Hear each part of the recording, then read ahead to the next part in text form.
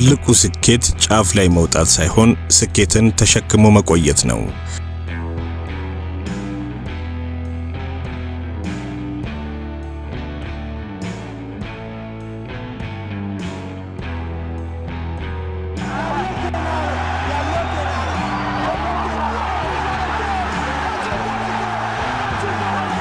ዛሬ የምናየው ዓለምን በእጃቸው የጨበጡ ነገር ግን ዝናና ትዕቢት የፈተናቸው የሶስት ግዙፍ ሰዎች ታሪክ ነው።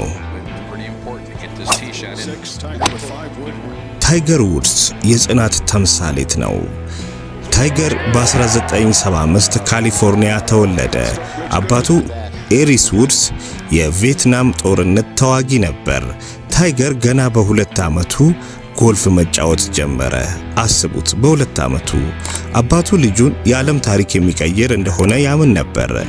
በጥብቅ ወታደራዊ ዲሲፕሊንም አሳደገው። ታይገር በልጅነቱ ጎልፍ የሚጫወት ማሽን ይመስል ነበር።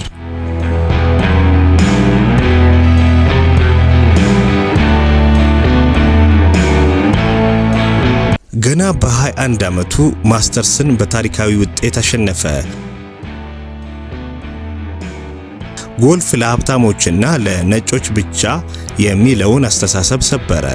ለ10 ዓመታት ያህል በጎልፍ ዓለም ተወዳዳሪም አልነበረውም። በታሪክ የመጀመሪያው ቢሊዮነር የጎልፍ ስፖርት አትሌትም ሆነ።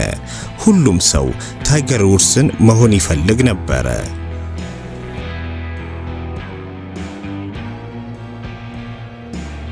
በ2009 የፌስቲቫል ቀን ሕይወቱ ተቀየረ።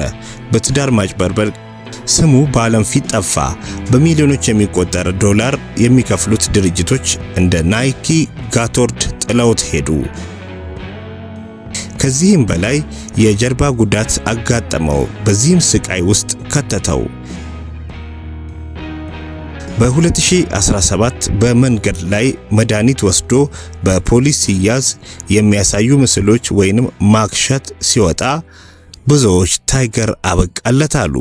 Imagine if Tiger Woods was Tom Woods instead of Tiger Woods, that he would not have been taken into jail. Tiger Woods' arrest. He told police he had taken several prescriptions, including Vicodin. That is an opioid pain medication. David, a witness, clearly his wife, reported he had consumed alcohol earlier in the day and was prescribed 2 medications, Ambien and Vicodin. ነገር ግን ታይገር ውድስ እንዴት አድርጎ ከዚህ ሁሉ ውድቀት በኋላ ታሪካዊ ዳግም መነሳትን ፈጠረ? So have you ever felt betrayed? Switches how you see things, realize something needs change. 'Cause I know you got me fucked up. ታሪኩ እንዲህ ነው።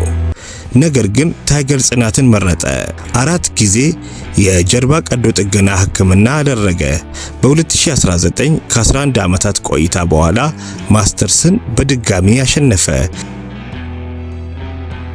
ይህ በስፖርት ታሪክ ትልቅ ዳግም መነሳት ወይንም ካምባክ ተባለ። ምንም ያህል ብትወድቅ እና ብትዋረድ ጽናት ካለ ዳግም መቆም ትችላለህ።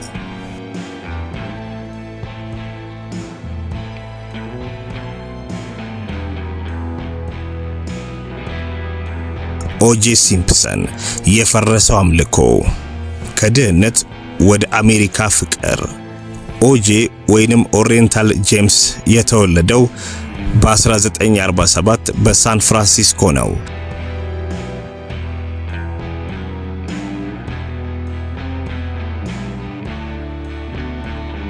በልጅነቱ የሪኬትስ በሽታ ነበረበት። ነገር ግን በፉትቦል እጅግ ጎበዝ ሆነ። ዘጁስ እየተባለ የሚጠራው ኦጄ በአሜሪካ ፉትቦል ወይንም NFL ከፍተኛውን ክብር አገኘ። ከስፖርቱ በኋላ ዳግም ወደ ሆሊውድ ገብቶ ተወዳጅ ተዋናይ ሆነ።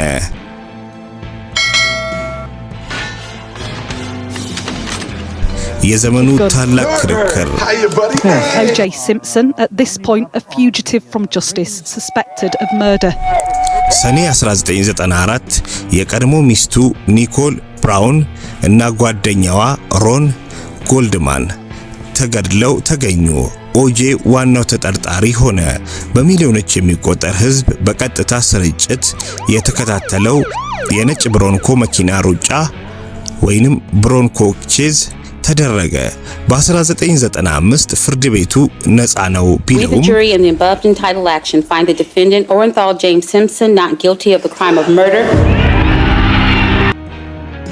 የአሜሪካ ሕዝብ ግን ለሁለት ተከፈለ።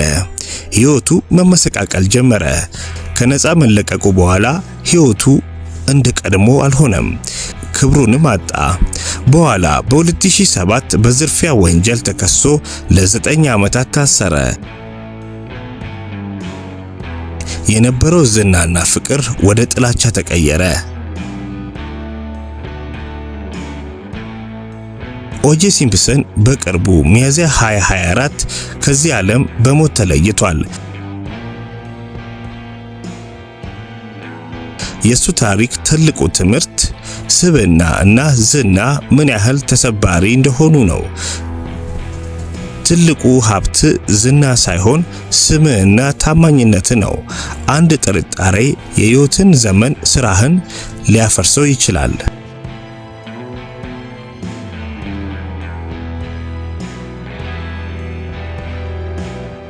ክፍል 3 ኮኖር ማክግሬገር የትንቢትና የትዕቢት ዋጋ ከቧንቧ ሰራተኝነት ወደ ንግስና።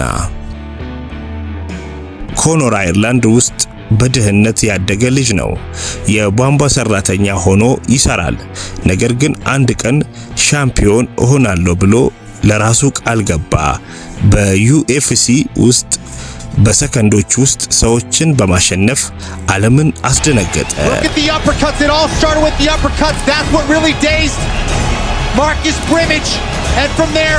በሁለት የክብደት ዘርፍ በአንድ ጊዜ ሻምፒዮን የሆነ የመጀመሪያው ሰው ሆነ።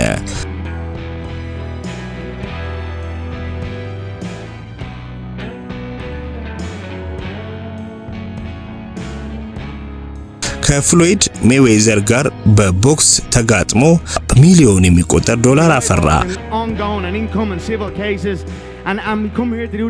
የራሱን ውስኪ ፕሮፐር ኖ 12 አምርቶ በቢሊዮን ዶላር ሸጠ። የማይሸነፍ መስሎ ታየ። ከሀብት በኋላ ግን ትኩረቱ ጠፋ። በየቦታው ጠብ ጀመረ። አውቶቡስ ላይ ድንጋይ ወረወረ። አረጋዊን መታ። በሕግ ተጠያቂ ሆነ። በሜዳ ላይ ደግሞ ተከታታይ ሽንፈቶችን አስተናገደ። የመጨረሻው ውድድሩ ላይ እግሩ ተሰበረ። አሁን ላይ ድሮ የነበረው አስፈሪነቱ ጠፍቷል።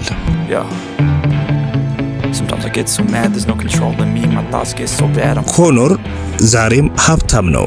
ነገር ግን እንደ አትሌት የነበረው ክብር ቀንሷል። ስኬት ረሃብን ይፈልጋል።